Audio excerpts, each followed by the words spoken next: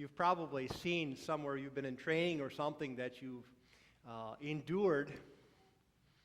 And you've got, like, I'll say an example. Okay, I used to take a spinning class in the morning. And they got the spinning instructor, and she's pedaling or he's pedaling away, and you're trying to keep up. And it's hard because they're saying, okay, now sit down, stand up, sit down, stand up. And you're like, I just want to sit down and pedal and turn it tighter so it's harder to go uphill. You go downhill and spin faster. And then you can rest for like a second. Okay. But the thing that gets me all the time is they're able to talk this whole time. I'm just trying to breathe. You know, I've had instructors, personal trainers that, you know, you think, have you ever lifted before? Have you ever worked out before in your life? And it's, I don't know.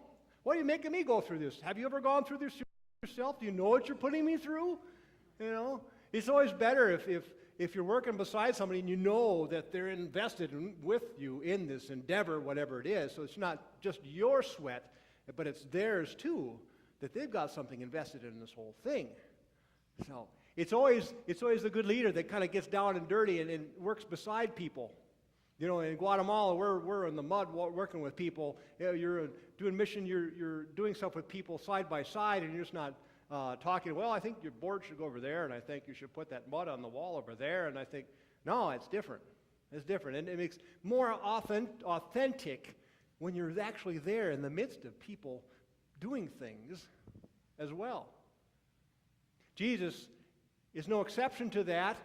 The Word was light and life, and God was before the world, and God was, it's confusing. It's a mental puzzle when you think about it. You go round and round with it and think, how is it possible that He's before, but God is, and then He's also present with us now and then in the future, and how is time related to all these things? And think, oh my gosh, you know, I don't know. Okay, Jesus is Lord, that's it, I believe in that. Okay, whew, man, it's a mental puzzle. Well, we see this John, God was, the Word was life, Logos was life and light. And we've got the big picture, God creating the universe, and Jesus is all part of that with the heavenly hosts. We've got this big picture, this ideal, this idea. And now we come to this first part of John and just take this big picture and we narrow it. We narrow it down. And now God is coming in, poured out into this human being we call Jesus Christ. Last night we talked about the story of Jesus and the birth and the shepherds coming to see the birth of the baby and then proclaiming the news because they're all excited and the fear is gone because they've actually seen this child. We've got in John this big picture, this cosmic picture coming down narrowly to this picture of Jesus Christ who dwells among us and who knows what we're going through because He suffers, He's alienated, He's rejected, He's betrayed, He's all these things. He loves, He lives, He helps people with the drop of a hat. He's there for everybody. He takes a little time for Himself, but for the most part He's there. And God is this figure of Christ who we know, who we can relate to because He's been there with us. Jesus who comes. It's like any idea that we have, this brainstorming idea that becomes reality to us, and we know that we can feel it, we can taste it, we can touch it, we can see it, we can experience it. It's not just words on a chalkboard. It's something like, I imagine when they built this building, they had the idea of what they wanted to see happen, and they put it down on paper, and then it's on paper. Here's the architectural drawings, and then someone else comes in and they find the stones from out there, and history people know where all the bricks and stone came from the church. And it was all coming together, and then we formed this building, and then the people came in and said, this is our place. We identify ourselves with this place. We are a community of Christ in this place. And we've seen how brainstorms and ideas become a reality. And from that reality, life happens. Life happens among us. Life happens between us as people, as a community of faith. Life is always here in this place. Whether it be good news or bad news, or struggles or joys. It's all part of this mix of people who are Christ's children, God's children, because God has claimed us. It says that light came and life for all people.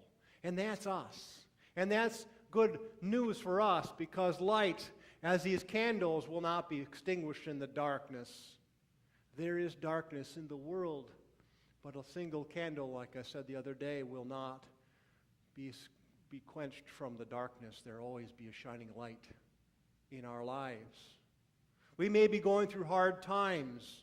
We may be going through joyous times, but the light remains for us. Sometimes we can't see it, but the birth of the Christ child at this time reveals it. It's there. It's a reminder to us that it will not be extinguished. We light the candles as a symbol of saying Jesus is the light. And through the light becomes life.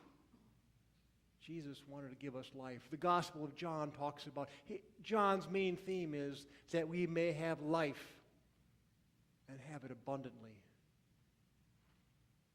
A fulfilled life. A life with its ups and downs. A life with its struggles and joys. A life with each other. Sometimes leaning on each other, sometimes helping somebody else. But we're all in this together as light for each other. God's light dwells within us. When God claims us as God's children, that light, that Spirit of God is with us. God's light is never extinguished. That big brainstorm idea, however big, comes to fruition at some point, and we experience the fullness thereof. John witnessed to this light. John was not afraid. John knew the goodness and joy that comes from knowing the light, because the light is present. We know this light, and we witness to this light in our lives, and we are witness to in our lives. It cannot be quenched. Darkness cannot overcome it. Jesus is here, covering us with the wings of love, the wings of peace, the wings of comfort. Amen.